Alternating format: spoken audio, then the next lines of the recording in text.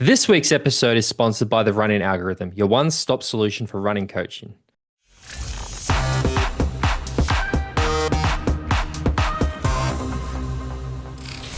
And here we are. Welcome to another episode of Talking Triathlon. This week, the intro is done by me and not by an Australian chap because he's away doing something somewhere. I'm not quite sure which country he's in, but he's in Europe.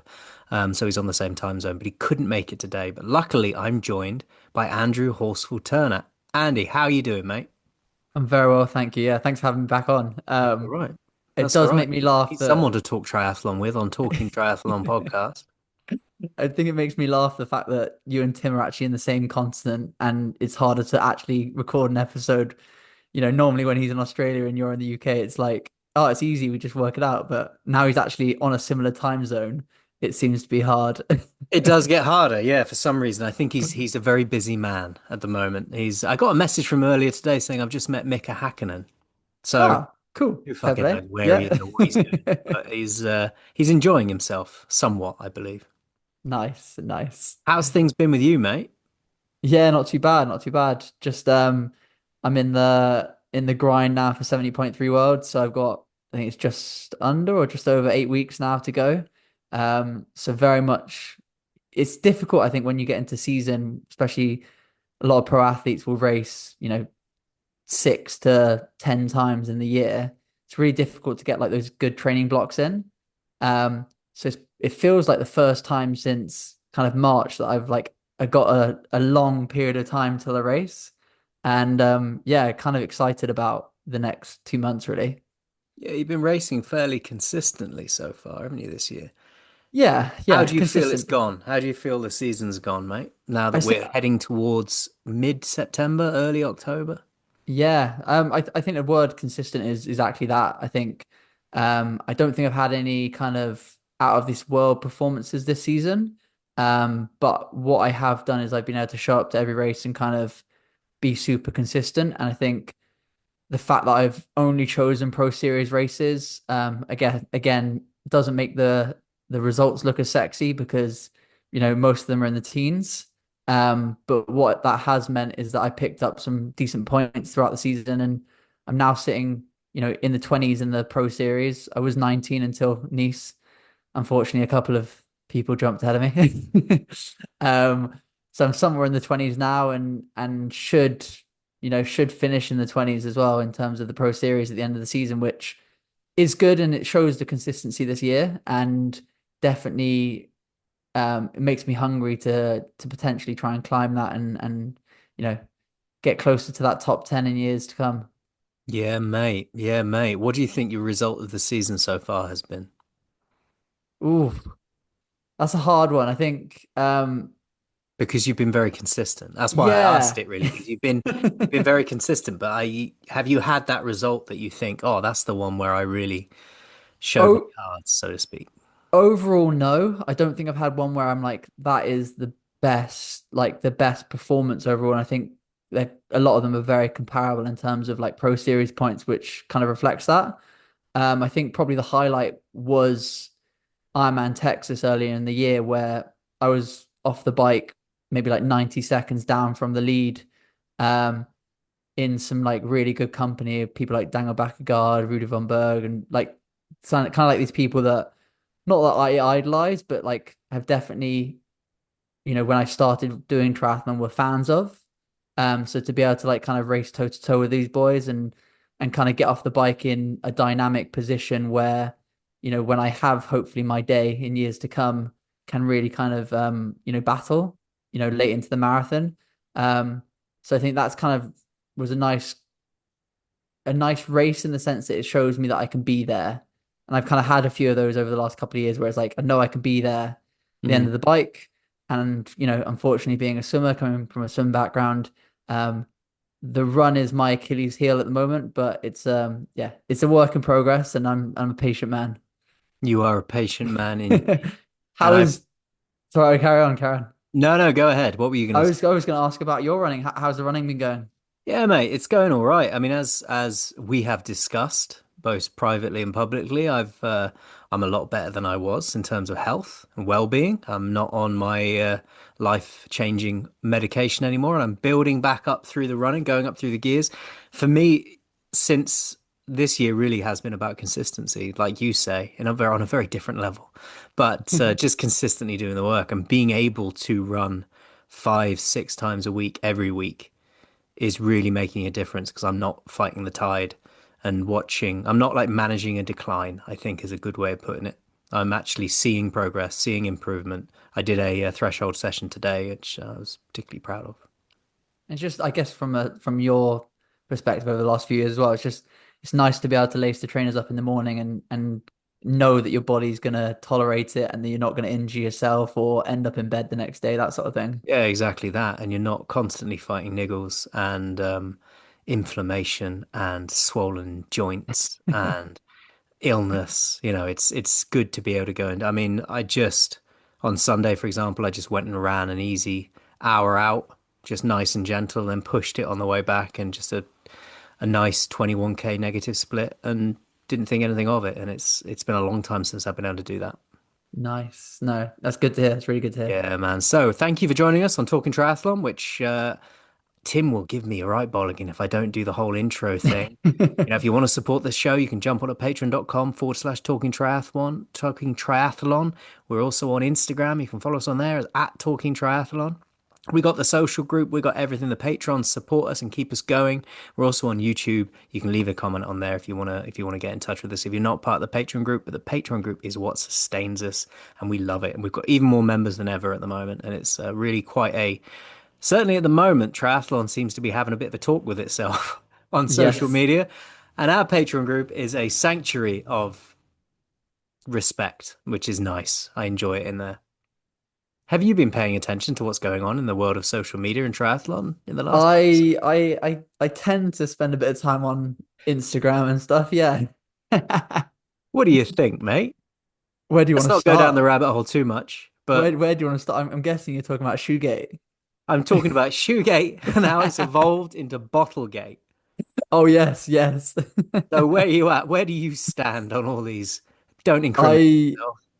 I'm not incriminating myself. I do find I do enjoy the social media like outlets, and I like it that you do have these kind of, professional, unprofessional, however you want to characterize them, kind of outlets who are kind of not afraid to kind of stick their noses out. Um, so I think Mr. Hayden Wild shot himself in the foot a little bit. He had that kind of controversy about the shoes. And then we kind of got past that, and then it became about the bottle, and then the T100 put a video of him basically explaining the bottle situation and actually the fact that it was legal. And unfortunately, you can't bullshit triathletes because triathletes are the type of people who will check. And yeah, a few people have gone back and checked previous races and even quoted like Noosa last year, and he didn't even have the bottle on the bike at that point. Um, and to me, he's shot himself in the foot. What's your thoughts? I don't know, mate. I don't. I barely pay attention to this sort of thing up until today when it was all over my feed and I made the mistake of straying into the comment section. I didn't say anything because that's not my jam. It's a very divided comment section, It's though, a isn't very it? I mean, all comment sections are to an extent, but this one was, yeah, quite divided. Um, I don't know enough about it, so I'm gonna pick your brains. Like, what's the problem? So I was gonna say the UCI. We're not cycling. The World Triathlon brought in this new rule to try and regulate kind of bottle placement on the bike at the beginning Hmm. of the year. Um, because it was off the back of like Magnus trying to put like three 1 liter bottles on the back of his bike at Kona and all that sort of thing. So they brought in rules about the size and the amount of fluid you can carry at the front and back, and then they also brought in rules about the dimensions of the bottle cage you're allowed at the back, Yeah. but then also then the whole area you're allowed to have bottles in the front because the bottles at the front are more seen to be kind of like fairing based in terms of like if you have massive ones, they could be a fairing, especially if it's very far back against your chest kind of thing. Um, So what Hayden was reportedly doing was starting a race with a bottle on his down tube, and then as the race, as he jumped on his bike, started cycling, he would then remove the bottle from the down tube, put it between his arms or behind his arms, and in that position, it will have an aerodynamic kind of a benefit. The issue is that you're only allowed 25 centimeters from the back of your cup to the end of the bottle. And the video that T100 put out shows the bottle is exactly 24.5 centimeters or just inside the range. What people have gone back is looked at where the bottle sits in relation to other kind of like landmarks on his TT setup. And they said, well, that's great, but in the last race, your bottle was actually further back than that. So they're kind of like almost How do they using know that? just, he's leading the race. You can't get away from this. There's so much content out there. Yeah, Someone's no. literally, I understand there's enough footage and yeah, yeah. things, but there's only so much you can draw from a picture and angle. Oh, no, no. Can So you it's can very, you so, actually so see? it's the exact same Canyonero bottle. Hmm. And in the video that T100 put out, it shows that it's basically bang up against the cups, and the bottle itself is almost bang like 25 centimeters long. Whereas in the video clips, it's noticeably like an inch or so further back. So So the implication is it's a cover up. it's a cover up, and I think he kind of wanted to try and silence some kind of negative comments he's been getting. But I think he shot himself in the foot, and that's the only thing I'd probably say to it is like he shot himself in the foot in the sense that he kind of tried to double down on it, and it's backfired. Yeah, you can't bullshit the most anal community in the world. Um, what like what would be the reason for that? I don't understand saving, how. saving, saving what's No. I understand the error gain. I'm talking about putting out a video that shows you're doing something now. that's different to what you did before. Reminds me of when I was in a pub 15 years ago in Bristol, Okay. and I ordered a ploughman's, and you know what a ploughman's is? Yeah, yeah. Ploughman's lunch, and it came, and the cheese was fucking horrible, and the onion was a whole onion, just a raw whole onion. It wasn't pickled or anything. It was just a whole onion, and the cheese was all fucking. You know when it goes all hard and cracked. Yes. And Yeah. I very rarely complain about things, but I said to the waitress, I said, "Look, I'm really sorry, but the cheese is really horrible." And she was took it away, and then she said, "Well, the chef wants me to show you this." And it was an unopened packet of cheese that was brand spanking new, that was well within its sell by date.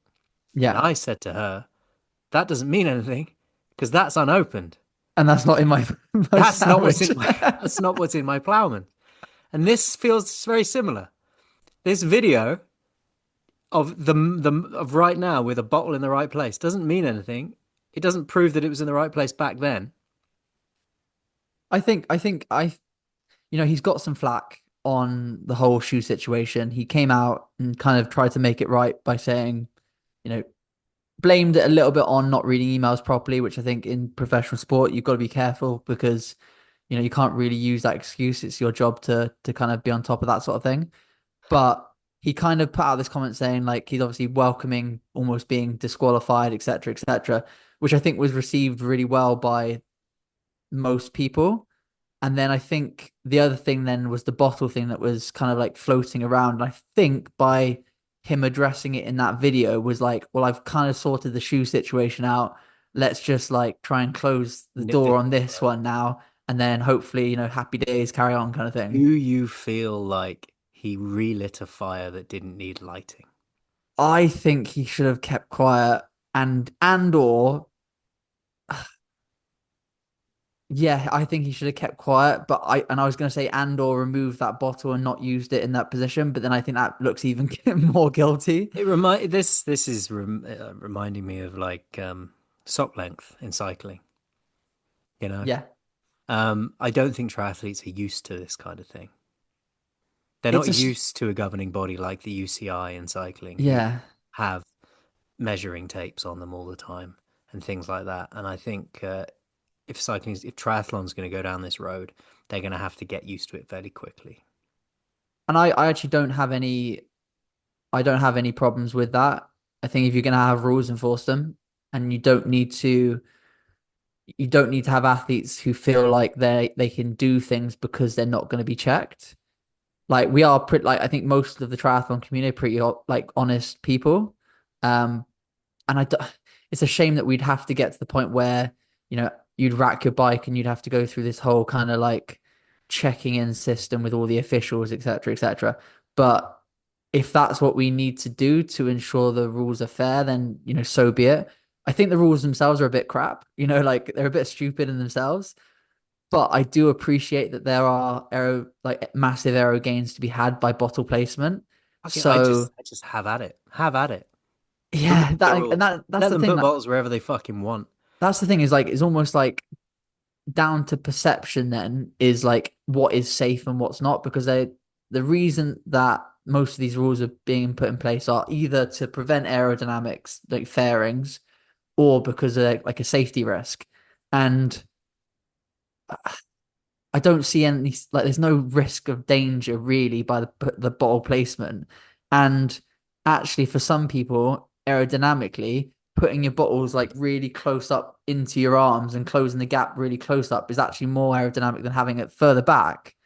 But I guess Hayden has the means to test that and to actually find out where is best. Um, yeah, I'd say I think going back to Hayden, I think shot himself in the foot. Um, Stupid situation that's kind of been flared up more than it needs to be. Um, but yeah, I just think yeah, Hayden needs to just get out of the triathlon media's eye for a couple of weeks. Yeah, I agree. I agree. Anyway, that's really boring. Let's talk about something that was really exciting. Did you watch the Ironman World Championships in Nice, the men's one? Yes, I may have tuned in. You may have tuned in.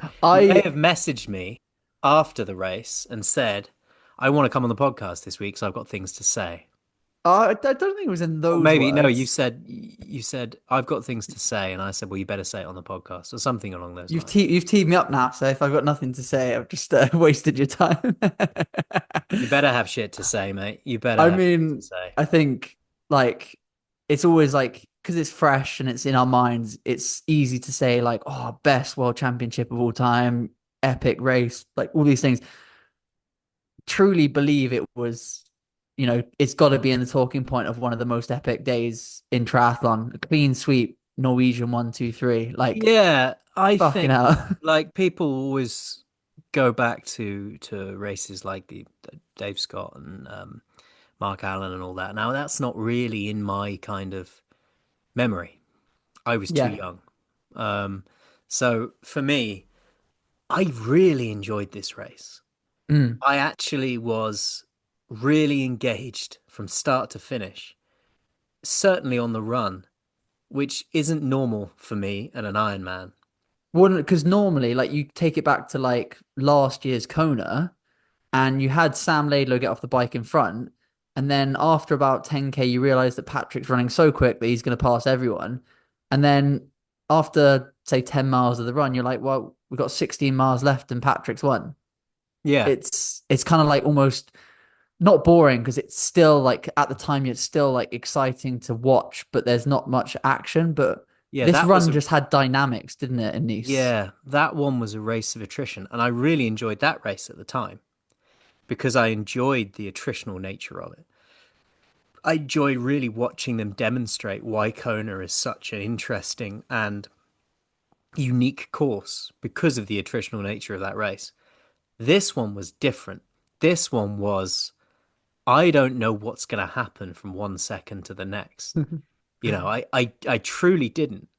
And for the winner to win in the way that he did, for Casper Stornes to win like he did, and for a race where I don't know what's going to happen, to end with a winner that I didn't that no You one did, yeah. I don't think anybody I heard in the triathlon landscape picked him for the win. No. And for And him I to win in the way he did was amazing. 100%. Yeah. And I think if we like you go back to that, like I think if you remember the message I sent to you, because we were just between us, I said like, oh, who's your top three kind of thing. And my top three was Gustav, Ditlev, and then Blumenfelt third. And because I truly believe that what the new Norwegians were doing up into that event, there was some massive confidence signs from Gustav posting like a daily, like 18 days out kind of thing. Like he was daily, like was posting just a random video on his story with like the number 16 days out sort of thing. So you could see that Gustav was in a great kind of headspace. Um, you then had Kristian posting these topless selfies on his Instagram store, like on his Instagram, all over his Instagram, showing how like lean and fit he was looking, and like knowingly he'd lost like a decent amount of weight because he thought that would be of benefit for this race. And then they were just doing things like Kristian bottled the last brick session they did. He did a part of it and then, you know, seemingly stopped. And I still don't know to this day if he actually stopped or if he was just trying to get in people's heads. Um, so what I think the Norwegians did is they kind of cultivated this kind of mystique, which was like they're either going to be really, really good or they're not going to be a factor at all. And it was going to be a situation like last year where Kristian was, you know, spewing and completely ejected out of the race. Um, so for me, I loved it because I think they were just playing with everyone. Like they were just in everyone's head. Yeah, And even because at you the messaged me before we recorded the other day. You messaged me a couple of days ago while we were setting up when we were going to record, and you said, "I've got things to say." Norwegian mind games. oh, it's you look at it and you can compare it to I guess the days of like Chris McCormack kind of really getting in people's heads, and to the point where you look at like a lot of the pre-race media and you can tell that people were like really unsure about the Norwegians, but almost in like a fearful way. Like Christian's lost loads of weight. He's looking really lean, looking really skinny, and like, yeah, he could be completely crap. He could be like overdone. He's cooked himself, that sort of thing.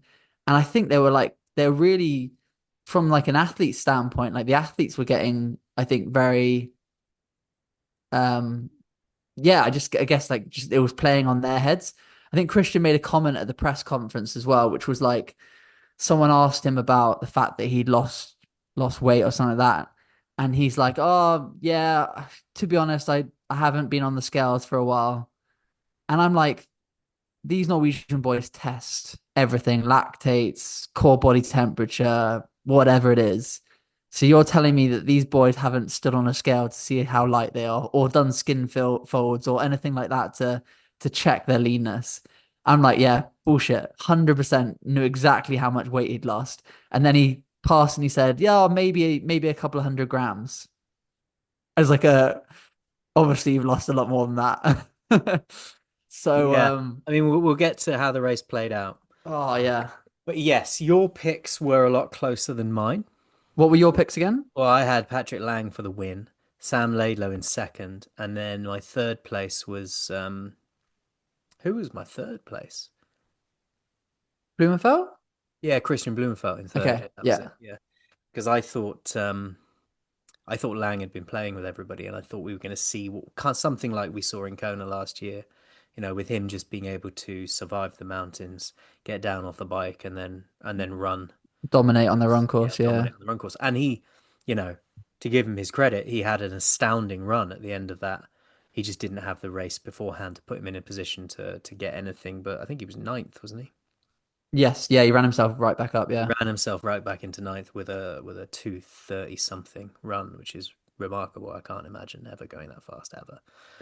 But well done to him. It wasn't as quick as Casper Stornes' run though, which was blistering. But let's start with the swim. Now, what did you think of the way the swim played out? I think it was really like orchestrated and planned in the sense that you had those kind of main contenders, and I guess like subtle flex. The guys that I swam with in South Africa, you had Jonas, Riddle, and Martin van Riel. Like the four of us swam together in South Africa, like And to be Andreas Salzberg as well. yeah, and in credit to I think it's Jamie Riddle is just he has this incredible speed over the first 100 meters, and he's not afraid to use it. And I think some people at the beginning of an Ironman will always back off and take their time and try not to overexert themselves early on. whereas he's a bit like young, fresh. I've got the speed. Fuck it, let's go. And I think it's really good because what it does is it did string out the field quite nicely. And it meant that people like your Patrick Lang, your Magnus Ditlev, even your Kristian Blummenfelt, Gustav Iden and stuff, they weren't able to keep up with the pace at the front.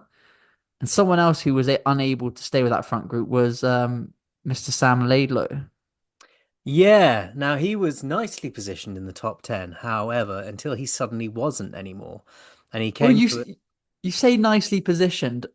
I I was watching the overhead camera view and he was getting gapped. I personally think he was struggling, to be Do you honest. think he was struggling from the outset? Because I think he was struggling from the first 100 meters. he came to a sudden halt and had to tread water for a while.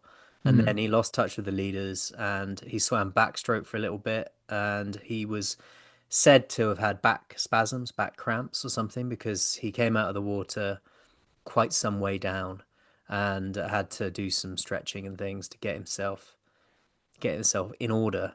And then how many minutes adrift was he when I he came think out of the water? I can tell you now, but I think he was behind, you know, Blumenfeld, behind Gustav. He was right, kind of ejected almost out of the back of that swim group. So he was actually, where is he? He was, sorry, he got out just ahead of Patrick Lang. He was 1 minute 59 seconds back, Yeah, yeah. just behind Harry Palmer, Christian Hogenhart. So he had some good company still, but you would traditionally think that he would have made that front group um, of sort of how many athletes was it? It was about nine at the end. Get Yeah. out together. The Salzburg was first out of the water in 45:11. Um, and then Schomburg was the second behind, and Riddle and Van Riel just a few seconds after that. Schomburg was the first onto the bike course with his typical, Obviously. yeah, obviously, his typical transition. And then Laidlow lost more ground in transition and then was 2:42 when the first checkpoint came, 10K into the first bike. Did you see his like they obviously a lot of media on him, but did you see the live stream, quite clearly zoom in on him as he was running through transition? No, I didn't. I must. Well, probably, but what are He you referencing? no, he just looked ejected. He obviously had some sort of spasms in the Yeah, water. he didn't look a He happy man, did he, at that point? Yeah, he just looked like everyone else kind of was, trying to stick to the race. They were sprinting through transition, trying to get on the bikes, whereas he borderline looked like he was going to get to his bag to change and get his helmet on, etc., and just sit down and never stand up again. It looked like he was like, "Do I need to do this today?" Yeah, He was very much questioning it, I think. yeah, I agree. I think he did look like a man who was questioning whether he was capable of getting on the bike and putting in a performance that was worth doing. Yeah. I think give any of us who were in that position who'd had the sort of back spasms or cramps or whatever he was having, you'd start to question whether this day was your day, wouldn't you? Oh yeah, 100%. Yeah, yeah. So we start. Who did we see? Who did we see take off on the bike? Because we saw a group out front, didn't we? So early on, there was that kind of front group stayed together a little bit until they hit that first really punchy climb. And then you just had the trio. So you had Riddle, Schomburg, and Van Riel Yeah, just really start to send it. I think like obviously Van Riel as an athlete is kind of incredible. So I'm not sure how if he was going as deep as the other two, but it just seemed like especially with Jamie, he was just like every time he would go around to try and take a turn at the front, it just looked like he was going all in, just like screw it, see what happens. And it's exciting to watch because you know that these boys are like it's their first world championship, all three of them, nothing to lose, everything to gain kind of mentality, and like almost bringing the race to the whole of the like all the kind of veterans of the sport behind them, being like, well, if you want another world title, come get it, kind of thing. yeah, And totally. it's so good to see because it's the type of racing I love to see. Yeah, Van Riel was. I remember seeing him sort of put in a punchy attack uphill at one point to take the lead, and I thought he was burning matches too early. I really did, but turns out not. Turns out he's just very good at riding a bike. He's just very good at riding a bike. Yeah. Yeah, yeah. And then you started to see a chase pack form, didn't you? With Laidlow, Blumenfelt, um, Nick Thompson. Nick Thompson, all of those Yeah. guys working together to try and bring chase the leaders down through the mountain, up the mountain, across the mountain, down through the mountain. And eventually we started to see them come together.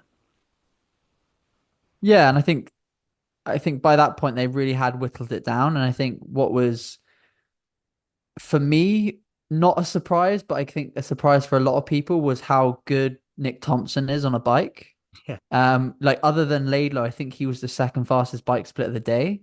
And you really could see that on the camera. Like he was working really well with the Norwegians. Um, he I think he pushed. So he's a really small light guy. I don't want to be doing him a disservice, but I think he's about 5'6". So he's quite a short lad. Um, not very heavy, and he pushed like 365 watts up the main climb for like 50 minutes.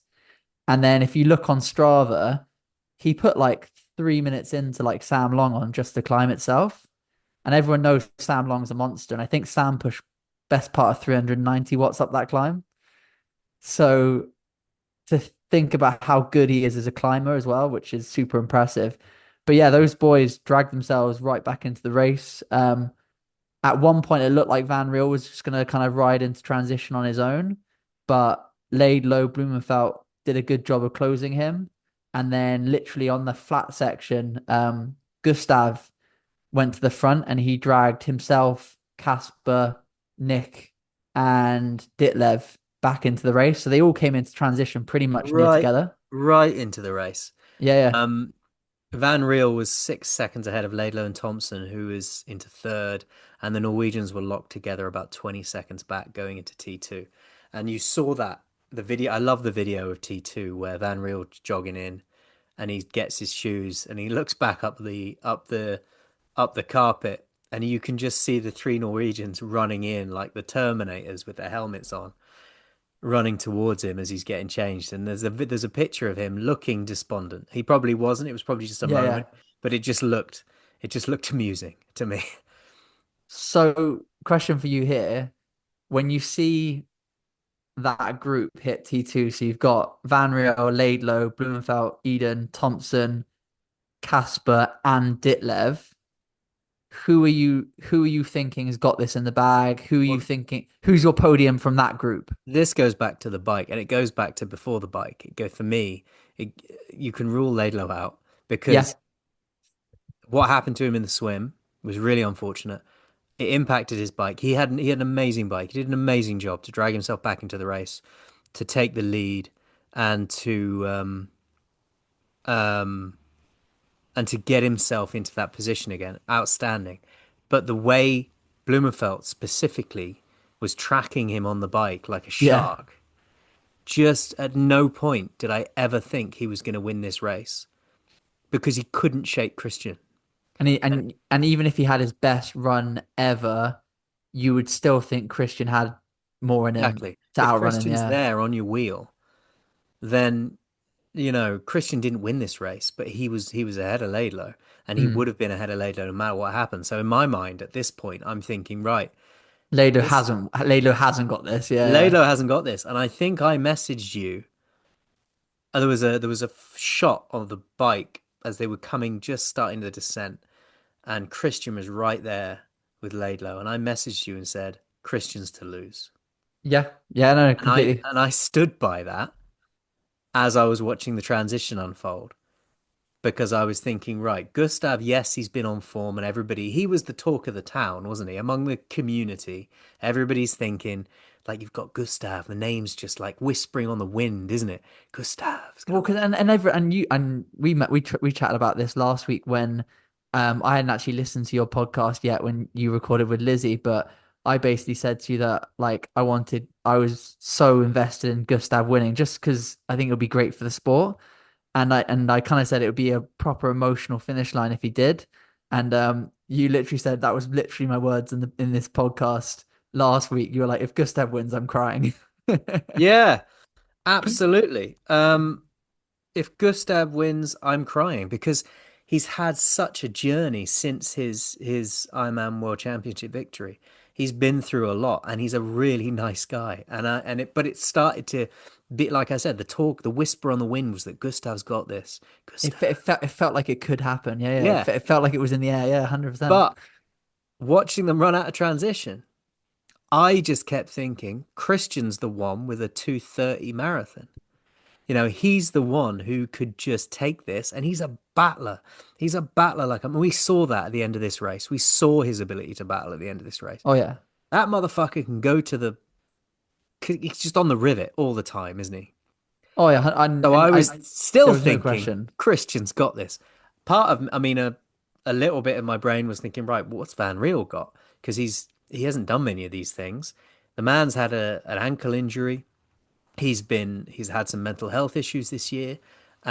He's got a new haircut that looks stupid. What's he going to be able to do with that? And I was like, right, Laidlow, no. Van Riel, nah. Christian, yes. Gustav second. Casper, maybe third or fourth. I thought maybe in my head I'm thinking Christian, Gustav, Martin Van Riel, Stornes, Laidlow, or a possible extreme blow up by Laidlow and he just fucks off backwards because of what No, happened I to him like on the that. swim. That was my thoughts. What were your thoughts at this point?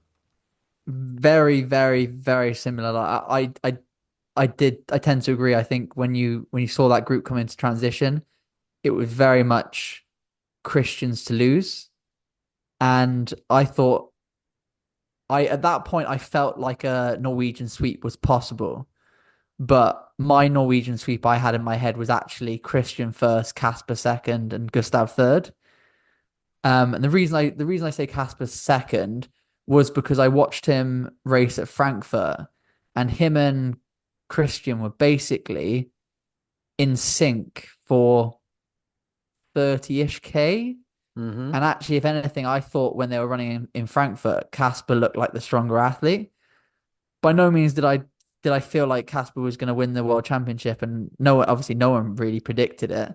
I felt like he was a No top one. five. I thought he would come top five. I think knowing the caliber of athlete, I thought he would be, fifth place. What a great result for your first time world champs. But when I saw that group come out, I genuinely felt like a Norwegian sweep was possible, but I still thought it would be Christian, Casper, Gustav third. And then my only one that was like could factor would be Van Riel. I didn't think Ditlev could answer. Same as you, I didn't think Laidlaw would have anything to say either. Um, but what I loved was how quickly some people transitioned onto the run. So you had like Laidlow and Van Riel shoot out transition first and second. You then had um, Kristian Blummenfelt and Gustav come out, say 20, 30 seconds behind. And then you had another gap to Casper. And what made it really exciting was how Gustav and Christian really surged hard over the first like 3K or so to get up to the front of the race. Whereas Casper took more like 6 or 7K to catch that front group. Yeah, he eased his way into it, didn't he? Yeah, yeah. And then you had the five men running together. What a shot that was. How Like, fucking cool was that? Hey, I mean, I sometimes you start to get older, you get a bit cynical, you get a bit jaded with this sport, and you're like, it's just same old shit. That was fucking cool. well, we always ask, like, everyone says at a world championship, you want people to go toe to toe. And like last year in Nice, you had Kat and Laura Phillip go toe to toe for a bit on the run. And everyone's like, this is epic, stride by stride, two people going at it. We had five this weekend. Five people stride by stride going at it. It was intense. It was, and it really keeps you engaged, because the lead was changing. People were blowing up, vomiting, like surging, coming back, getting caught, getting dropped. I was just like praying for no adverts because you wanted to stay with the action. So Praying for no adverts, but getting one every 30 seconds. we had the Norwegian trio, Laidlow and Van Riel. Thompson was a minute back in sixth, and Riddle was over 6 minutes adrift in seventh.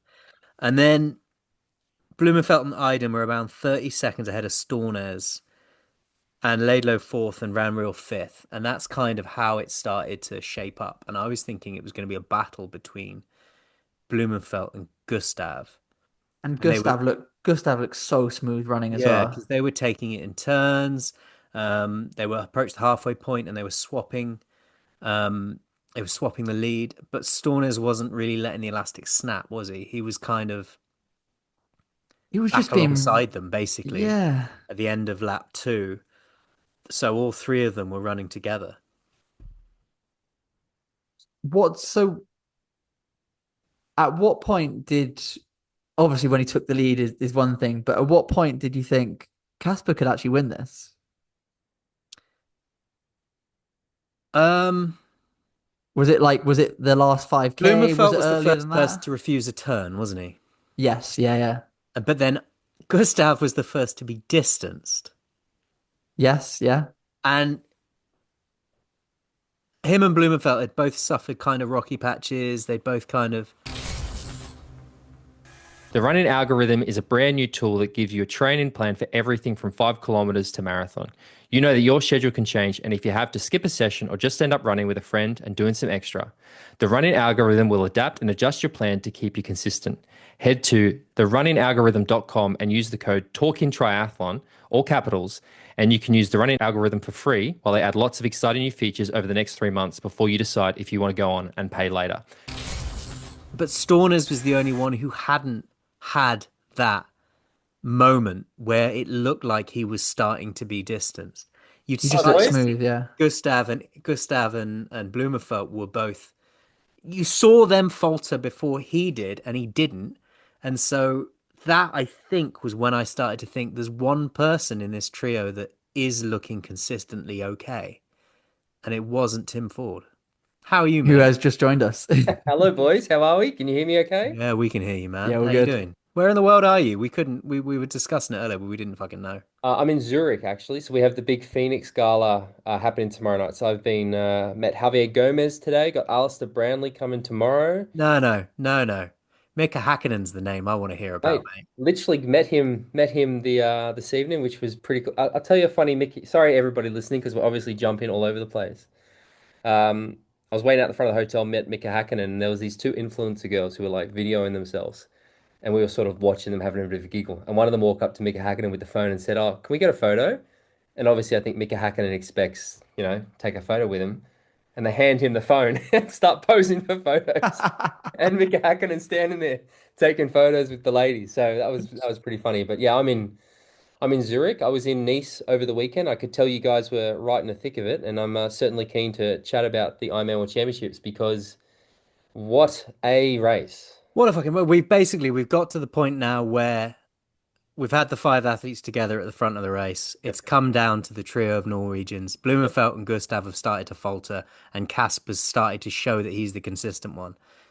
We'll pause the sort of race analysis there and just get your thoughts initially on what's your overall thoughts of this race I think it's the best race we've seen this year. Like genuinely, this year, only this year. no, I think the last two Ironman World Championships we've had have been two of the best races in a long time. Uh, I can only speak to obviously being on the ground. I was trying to sort of watch the broadcast when during the swim and bits and pieces. I didn't really watch too much of the bike, sort of more keeping an eye on the tracker and watching the gaps. But um, my first initial thought is I'm really upset we're not going to go back to Nice for an Ironman World Championships. I thought that this event was it was so good. Like truly, what an exceptional race. Just there's so much. I absolutely loved it. I love that Casper won it. You could see mate, there's so much my back, but like just being on the ground and talking to so many people around the race, there's a real sense of like how upsetting is it that this is the last time we're not going to be in Nice for the Ironman World Championships because it really did feel something special. I think 2 years ago it didn't probably feel the same way, whereas this was a really, really special race. So Yeah, we were saying earlier, it kept me engaged throughout the whole race, which is very rare for an Ironman, because I was just so interested into what was happening, because the lead dynamics were changing so much. I mean, yeah. the point we've got to in the race, Casper basically goes on to look stronger and stronger. He distances the other two. He becomes the first man to clock a sub 2:30 marathon at an Ironman World Championships, and he wins the race ahead of Gustav Iden, who comes second, rounding off a remarkable comeback after his journey since his last World Championship. And then a third place for Kristian Blummenfelt, who limped his way down the finishing line, cramping like a motherfucker. But As basically, always. just underlining how much of a battler that man is. It's funny as well because on course, I think the thing with the Nice course, particularly on the run, is that it's deceptively long. Like I ran the Place d'Anglaise every day, and you often forget it's a long way to the airport and back. And I know that, like you said, you talk about that race dynamic change. And I was on course for following Joe and a couple of other people on an electric bike. So you sort of zipping up and down it.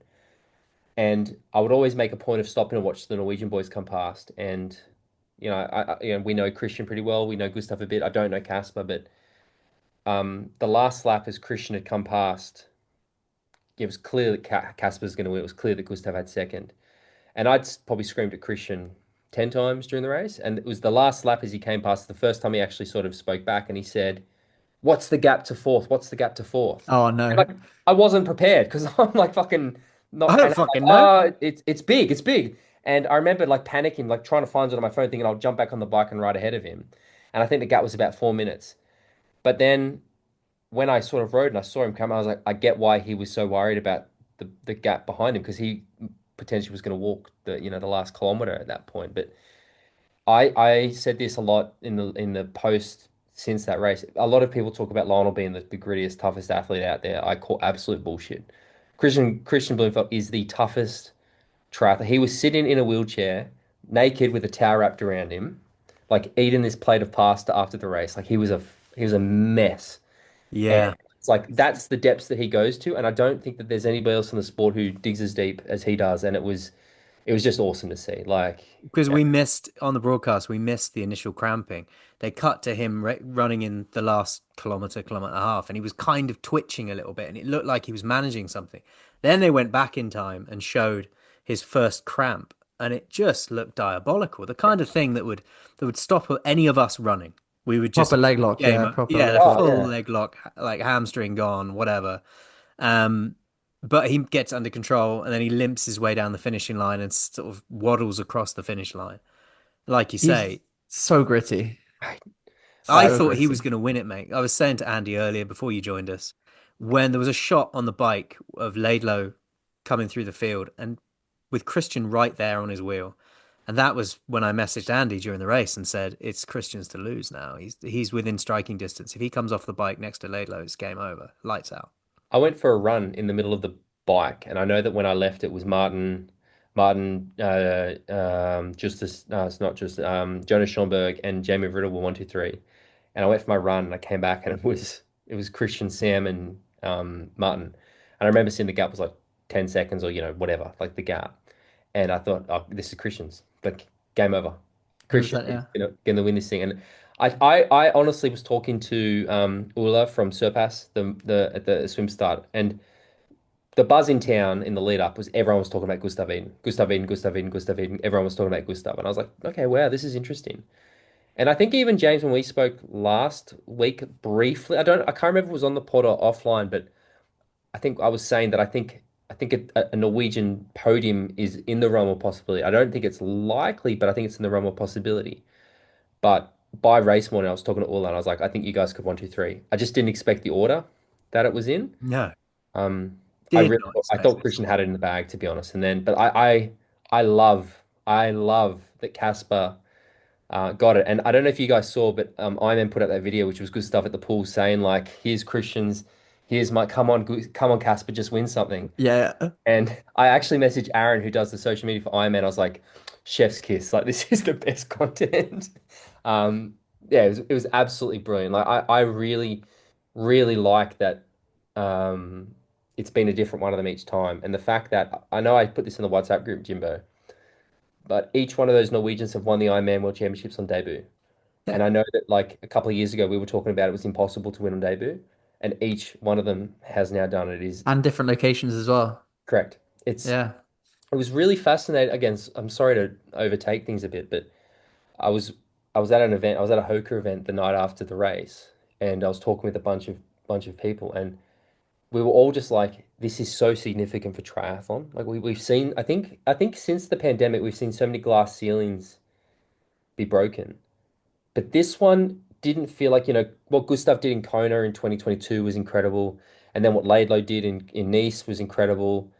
And then probably not a glass ceiling last year because it was a bit more of an old school slugfest. But this one really felt like it wasn't just like one or two incredible performances. It felt like the top 10 were just exceptional. Like it really felt, yeah, it was great. I'm gonna probably I'm really struggling to see how the T100 series compares to something like this because to me this is proof that the Ironman model and the Ironman race and the longer broadcast and it is so much more compelling to me. I would rather watch this race than any T. You could combine all the T100 races, including the incredible women's race in London a few weeks ago, put them all together, and I don't think they compare to this race alone. Like this race was so good, and I just don't think we've seen something like that in maybe ever. Like it Fucking was, ages. I won't say whether this is the best world championships I've ever seen, but this is, sorry, I don't know. I can't say whether this is the best world championships. I can say this was the most I've ever enjoyed watching a full Ironman, Yeah, without question. well, Andy, I want to ask you because obviously a lot of your peers were in there, like Harry Palmer and Joe and Kieran and guys I know you've raced a lot. What was it like not being part of it? Like seeing how it was unfolding. Were you just like, fuck, I wish I was out there doing this? Like, I literally said that about the swim because like obviously the front swim group kind of got away and obviously you had people like Riddle and Schomburg and Van Riel and those kind of boys that I've swam with before. So kind of like for me it would be like, oh, this would be like an epic little swim group to be a part of. And obviously also those boys just getting on the bike and completely sending it. yeah, Like don't get me wrong, I think if I was in the race I would have probably done the same thing and been absolutely blown up by 30K into the bike. But yeah, no, I think for me it's really exciting, but also going back to your point earlier, Tim, it's really sad as well because yeah, it's a course that I'm now not going to get a chance to race on in terms of full distance. Um, and I think it's a shame that it's not a shame that we're going back to Kona. I think it's great that everyone's going back to Kona, the men and women race all together. I think the biggest issue we've had is the separation. yeah, I And I agree. think the fact that the race last year in Nice just didn't have the participants. It didn't quite have the same media hype. I think if you rotated Nice and Kona, but you had both races each, yeah, so you take a year off Kona, but also that would be really good for Kona because the issue everyone has in Kona is that ultimately the race every year takes a lot out of the Well, town. it's funny, Andy, because one of the things after that same event I was talking about, so it ended up I was at it was a Hoka event. I was there, and it was me and Joe Skipper, and then Craig Alexander was there, and then Mark Matthews from Proton News was there, and we were discussing this exact thing, and sorry, and Caden Lieto, and we were talking about. I think the biggest thing that I enjoyed this year compared to probably 2 years ago was the lapped run because 2 years ago I thought it was the worst. It was terrible, but this year it was just because the action was so close. It was actually really great.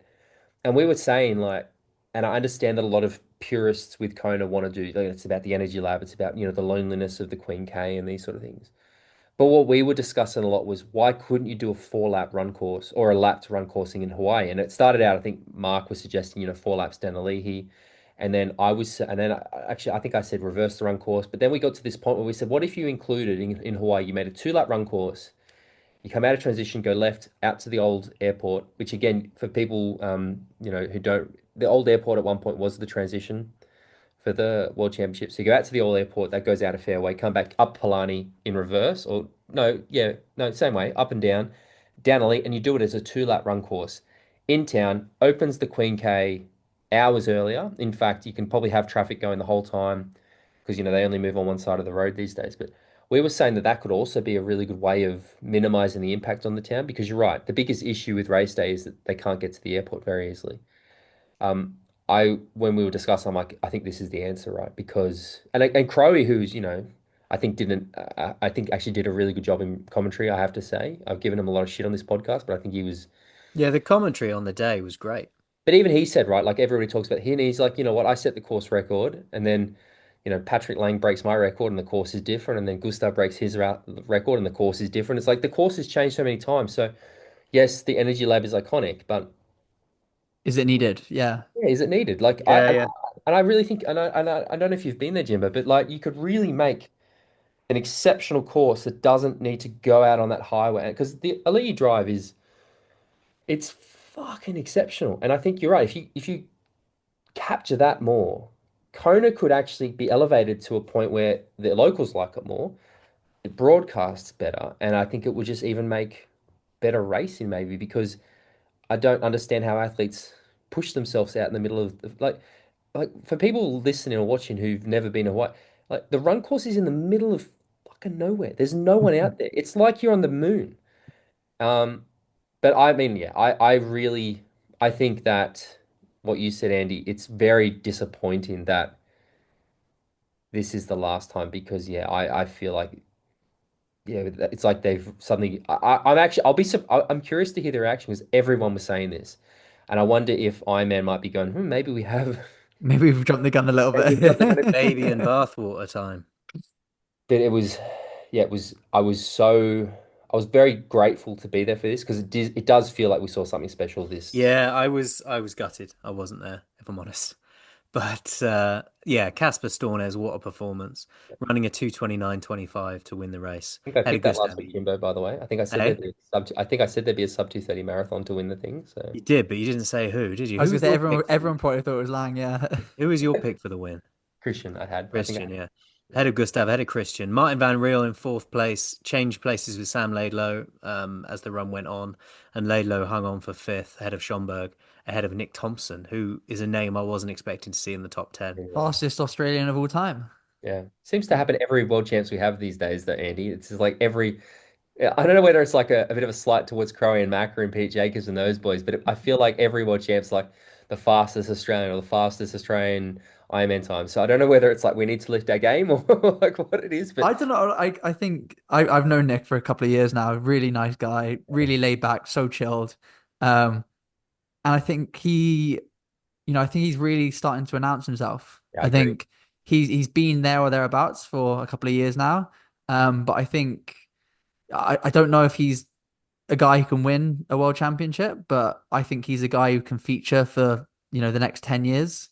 Kind of like a Luke McKenzie to me, I think is that sort of Yeah. athlete I see him as. Yeah. Super biker, like super strong, just absolute like workhorse as well. I also love that him and Jamie Riddle, who I know are really good friends, had quite similar performances. Like if you actually obviously Jamie's a super fish, but I really like that those two who I know are very close had quite close races. And yeah, man, it was It's good. exciting. Who else was there anyone else on who's racing who kind of like really stood out for you, like performance wise? Sam Long. I think Sam Long probably won't get the credit that he deserves, but I think if you actually truly look at his performance, that 51-minute swim, very, very good. I think he said it was his best bike power he's ever ridden, and then he ran a really strong marathon off the bike. Yeah, he didn't podium, he didn't win. I didn't think I ever expected him to. I didn't think he'd feature at all.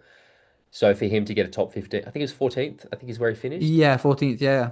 I really think Sam's performance, it's easy to dismiss because it's outside the top 10, but I think if you really look at everything in the course. I think I think it's probably maybe Sam's best ever Ironman performance, to be honest.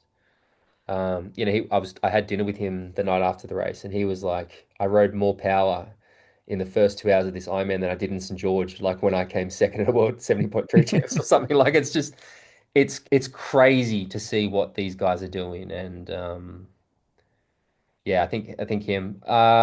Anyone who stood out to you, Jimbo? Yeah, I mean, we saw a DNF from Magnus Ditlev. He's been sick, and that kind of disappointed me because I'd like to have seen him in the mix, but I don't What's know how Wasn't high, Did he how just I, push you hard on the bike? yeah, maybe, maybe. And for me, there were a few names that like I was disappointed not to see have a better day. Joe, obviously. Well, it's funny because again, similar to what we talk about with Sam, where you look at it on paper and it looks like a bad day, but actually think for Joe it was quite a good performance. And now that we're past the race, I can probably open up about this a fair bit more. But I advise Joe very heavily this year: do not focus on these. Like this course does not suit you. You're going to be behind out of the swim, and you're big boy. Like you're going to struggle to get up the climb with those guys. Uh, after his Copenhagen performance, the numbers were so good. He said he wants to go all in on it. I told him to go to Switzerland and still do Nice, but don't focus on it. But I think if you actually break down the performance for Joe, it's actually a really good race. So yes, it's not a great finish place, and Joe's super happy to be like, I just got beaten by better people on the day. But I still think there's a lot of positives to take from Joe's performance, to be honest. 50-mile minute swim, like I said, it's 50-mile minute non-wetsuit compared to like 2 years ago, where he was fucking like what was it, 8 9 minutes down out of Eight the. 8 minutes down on his own. Yeah, yeah. Yeah, I definitely think there's still positives, and I know that he didn't walk away from that upset. He walked away from it really positive and motivated, which is all you want, right? Like if he walked away going, Jesus, like I mean, I don't know if you guys heard, but I heard Braden Curry announce his retirement after Sunny Coast where he finished 10th. Did he? I didn't know that. I mean, it's not confirmed, but it's like that's sort of what I heard, and it's like I think that if Joe had a performance where he's like, I just can't do this anymore, it'd be a different thing. But he walked away going, fucking hell, I think I'm really looking forward to Kona. I think that course suits me better. I know what I can do, and so Yeah, I think ultimately he knows, like Joe's done so many Ironmans now. He knows his numbers. Like he would have pushed some decent power, and I guess that you translate that onto a course that really suits him, and that's when you get the performance, isn't it? And exactly. he still ran, you know, a solid marathon, and I think it's really difficult sometimes to run a solid marathon when you're not fighting for something. So to do that and to push himself to a decent level, when he's not trying to battle for the podium or for the prize money is impressive as well. I've been at enough races with him to sort of get a gauge of how he's going, pretty quickly on the run. I can almost, I think, tell with Joe as soon as he's off the bike. But the way that he was communicating with me was like, first it was like, I'm building into this. Like there was at no point was it I'm fucked. Like at no point during the run was he negative. He was very positive the whole time, and he's like, I'm going all in. I'm just going to give, whatever happens. And I think that for me is also a real positive because you're right. When you're getting off the bike in 30th place or whatever, there's not necessarily a lot to gain. Those little victories I think are really important. And yeah, like I said, we were really positive after it because, everybody listening probably knows that he's had a pretty rough since Nice 2 years ago, to be honest. And like he was never going in this thing expecting to win it. Probably even, we were talking about a top 10 finish would be a great result. And yeah, I think that if things went like if yes, the result's not perfect or great, but if the numbers and things weren't looking good, it'd be a very different conversation. But the fact that everything is looking quite positive, I think is a positive. It's just when you've got people running 2:29 marathons off. Oh, it's insane, isn't it? Yeah, literally. And it's just highlighted the fact that like you scroll down even to like, you know, 20th place and they're still running 240, 241. It's Yeah, yeah. crazy. Yeah, it's like I mean, someone like Cam Worth as well, Yeah. 21st place, running a 2:49. It is not what I expect to hear, but What I found really interesting was just like, and I guess it is just the specificity of this course compared to others is like there's been some guys this year who have like had some incredible performances. So people like Hogan Hart at Frankfurt or Marquardt at Lake Placid and stuff like that. And you know, those guys are absolute beasts. But you then chuck them up, you know, the hills in Nice in a completely like almost an environment that doesn't favor. I know some big lads were up the front, but like, ultimately these guys are like, best part 80 kilos Man, compared his to. legs. I couldn't believe I saw Mark White come running past me, and he's got legs like fucking tree trunks on Yeah, him. yeah, he's a yeah, he's He's the really most strong guy. muscular. built, isn't he? Yeah.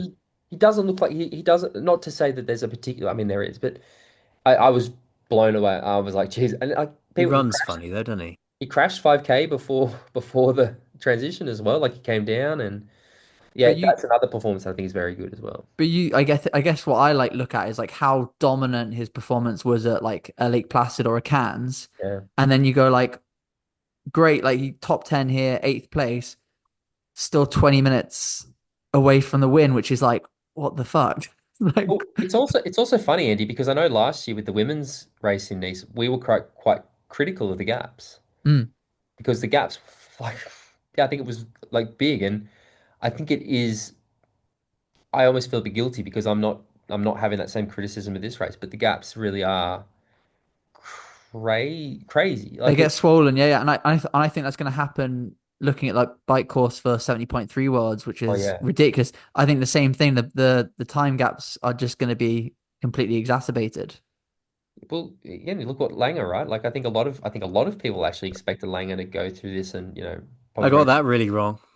Everyone did. I don't think I Yeah. don't think you're the exception to this rule, James. And I think it just shows that, that group at the front was like ripping it, right? Yeah, And they were drilling it. I mean, another interesting insight that I had after speaking with Sam and Joe was about Leon Chevalier, where they were talking because they were in that group, they all got out of swim together and they were talking about on that big climb. There was this idea that they were going to sort of work together. And Leon apparently just ripped it up the climb. And by the time they got to the top, had actually dropped back because he'd blown to smithereens. He pushed the bike too hard. Mark White was saying to Joe, he got dropped by Leon and then he passed Leon before the top of the climb. And, I saw Leon cross the finish line in tears. And, he hasn't had the season. And so that's another performance. I probably expected Leon. Was he fourth there? No, he was. He was fifth in 2023 and fourth in Kona last year. Yeah. So I think probably Leon probably again I did not speak a word to Leon the whole time I was there, but I wonder if he probably felt a bit of pressure as well, like this, because the way it sounds like he attacked the bike was there was no reason to, um, and it just cost him. He just went way too hard too quickly and blew his matches and limped home basically. So And I think but I think Nice is one of those courses that if you attack it and you go above what maybe you think is sensible, it can reward you as well well, if you're having that day. it's interesting you say that because what we were talking about was we were talking about the guy that I wish was there was and wasn't, he was in Hawaii training instead, Lionel. Yeah. And we were talking about Lionel's, again, I was talking with Sam and Joe about this because they were talking how in 2022 they had this agreement they were going to like try to ride together and Lionel's like, I'm doing individual time trial and it didn't work for him. But then in 2021 in St. George, the individual time trial really worked for him.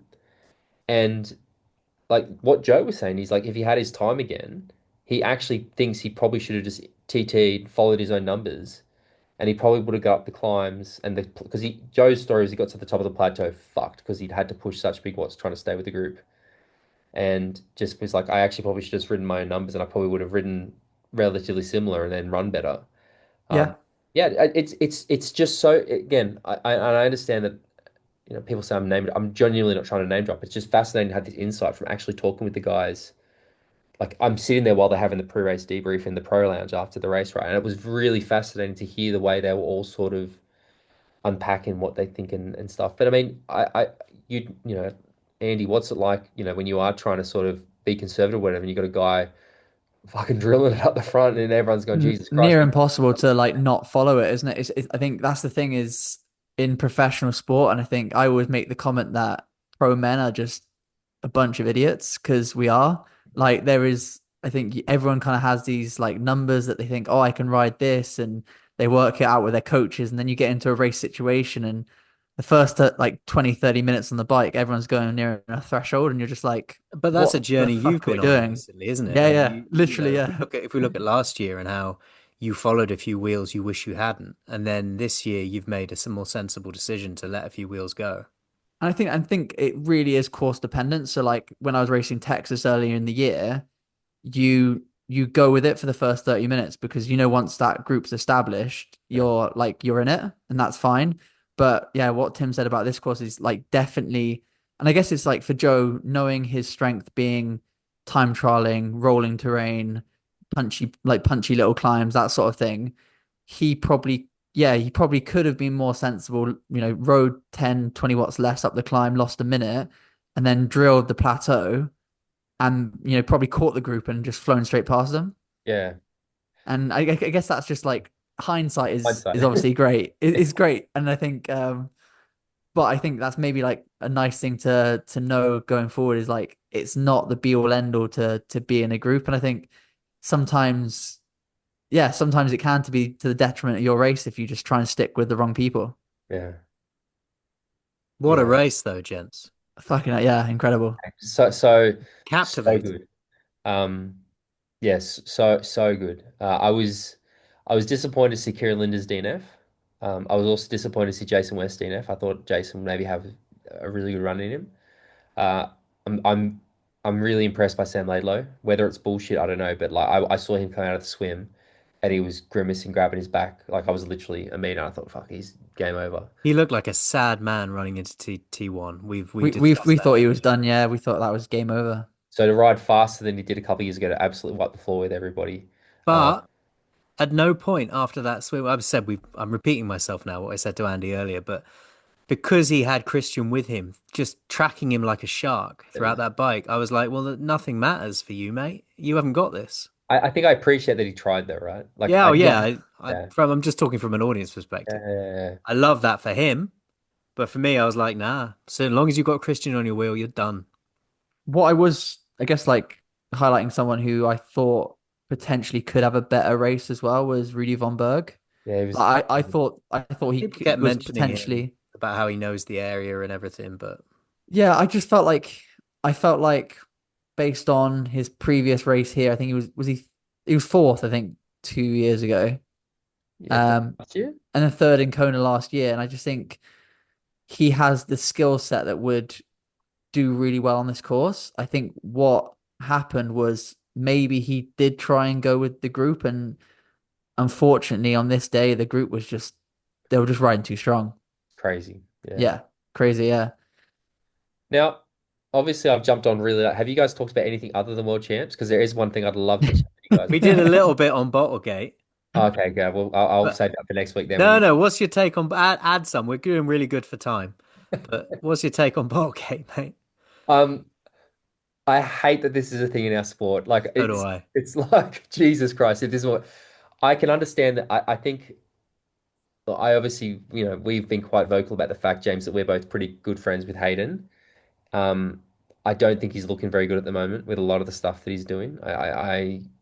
I think that it is sort of looking a bit like a pattern of behavior a little bit.